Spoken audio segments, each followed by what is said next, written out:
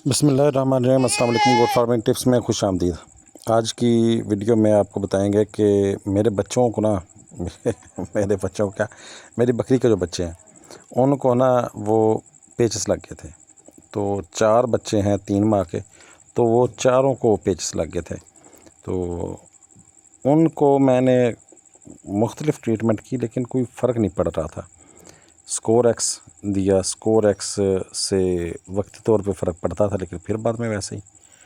तो मैं परेशान था। फिर मैंने ये 3 इंजेक्शन लगाए जो स्क्रीन पे शो हो रहे हैं।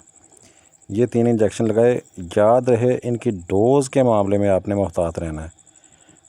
आपने इसमें ज़्यादा डोज़ नहीं देनी और डोज़ जो है वो बहुत मैटर करती है।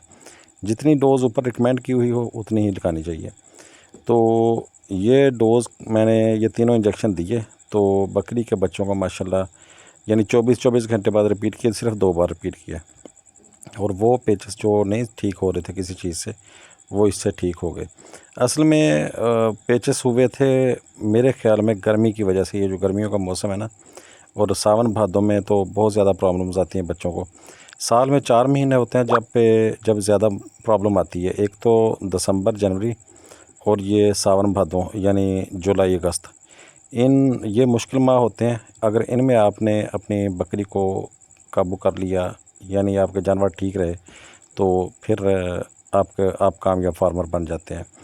मेरी ये रूटीन है कि सुबह के टाइम बकरियों को गुड़ लाज़मी देता हूँ। तो गुड़ की वजह से माशाल्लाह अल्लाह का शुक्र है किसी को प्रॉब्लम नहीं बनी। ये हल्की सी प्रॉब्लम आई थी सावन भादों में, तो ये मैंने सोचा आपको बता दूँ। उम्मीद है मेरी वीडियो पसंद आएगी जी।